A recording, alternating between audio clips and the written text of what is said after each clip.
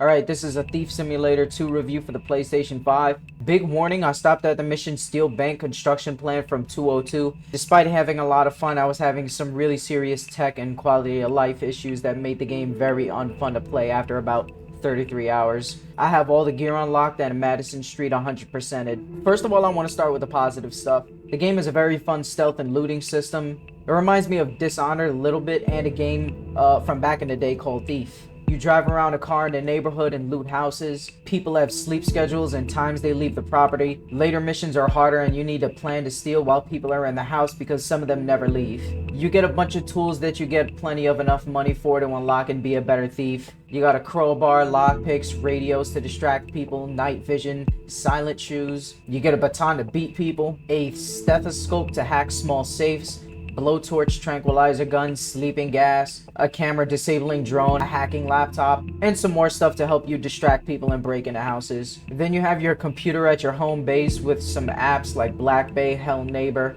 and Thief Contract. They're basically side missions for collecting items and breaking stuff that get you extra money and XP. You can save money and get interest by putting it in the Dark Bank app on the computer, but it's honestly not a lot of money even when you fully upgrade the interest. There's also a stolen rewards app on the PC that unlock passive upgrades as you progress through the game, like lower store gear prices, which are extremely useful, reduced ability cooldown, extra XP for loot, car upgrade discounts, time slow for lockpicking. They're all pretty useful and I'm glad they're in the game. You also have 3 active skills, one that highlights items over $100, one that makes you silent even when closing and opening any cabinets, doors, anything in the house, and one that increases backpack space by a nice 10 kilograms. You also get a handful of other passive skills to increase your running speed, make you more quiet and less visible, or see resident highlights through walls or from farther away. The upgrade system and the gear that you can buy really makes me feel like an OP thief, and I love that. I do wish we had more thief and stealth games on the PS5 kind of like this. You can also customize your car different colors and give it some better speed and handling, but it's extremely simple. Same with the house renovation, you can pay to clean up all the shit on the floor and get some fresh wallpapers and floors. The game also has a few heist properties that are basically a small neighborhood that you can terrorize for a lot of valuable loot. Next up, we got stealing cars. I don't know what it is, but I love stealing cars in video games.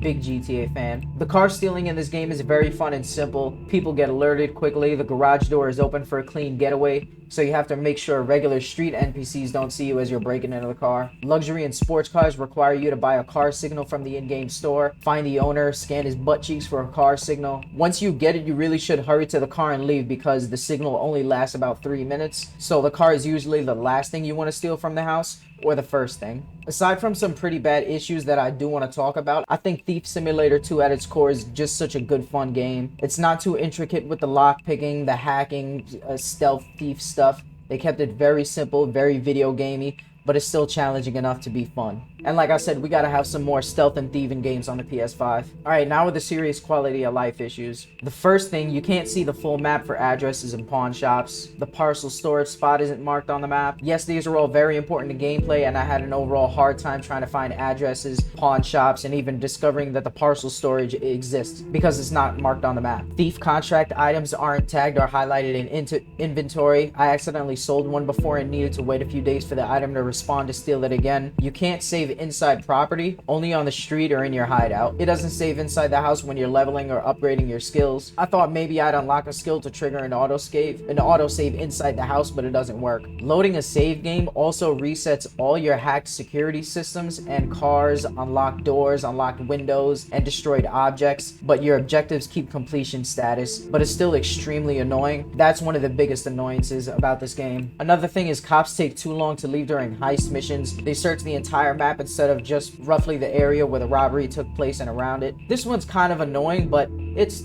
tolerable on the scale of things I have to complain about. Tenants only discover open doors one by one, meaning they discover one door, then search the whole house while walking through already open doors and not noticing them. I'd rather they discover all the doors and stolen items at once and hiding out or waiting out the 3-star police chase. Alright, now we have the technical issues. The car lights aren't bright enough at night, and it's especially bad during police chases. This one is another big annoyance with me about this game, because you do a lot of driving, especially at night. And you know, you get into some police chases. Sometimes you beat people, sometimes you fart on the wall, and the police come after you. So, you know, you gotta do a little driving away, skirting past trees. But you can't do that when you can't see a goddamn thing. Later in the game, you can hire an associate, but when you hire them and they come to the house with you, and you try to climb up a gutter, they block your path, and you just keep falling down to the floor. I found a way to finagle it, like you gotta spam jump when you're climbing up the gutter to get past her, and it works sometimes. There's occasional frame stuttering during mid to late game, pretty random. It's not just when you're near a lot of objects and NPC activity. When selecting continue game from the main menu, it never loads your recent save, only the autosave, and it also does that when you die. It doesn't load your most recent save, it loads the autosave, which most of the time is behind of my recent manual save. 20% lower steel gear prices. Upgrade doesn't work right away when it's claimed from stolen rewards on the computer. You need to leave the hideout and return for it to work. There's a weird glitch that shows bright white and green balls on the screen when using binoculars and looking at a property. It's not often, but it's very annoying and lasts about a minute. Alright, now for the game score. I'm still giving Thief Simulator 2 a 6 out of 10 because the actual gameplay and mechanics make it a very fun game, but having to deal with too many quality of life issues and tech issues make it really unenjoyable after about 30 hours. I do not recommend this game. All the developer website and social media is pretty dead, so I don't even know if these issues are going to get fixed or acknowledged at all. This game doesn't have a lot of bugs and tech issues, but the ones that are here really mess with the overall experience. Too much to the point where I don't even want to finish the game. The driving at night is too dark. Every time I load my game, it resets all my hard work. Hacking security systems, unlocking doors, cracking windows, not being able to see my whole map for the house addresses are the biggest reasons I quit this game. It's because they all waste my time and unnecessarily inconvenience me so much. And I don't even know if this stuff is gonna get fixed or addressed in the game. So yeah, I just gotta give it this score. 6 out of 10. I don't recommend. I wish I would have saved my 20 bucks. And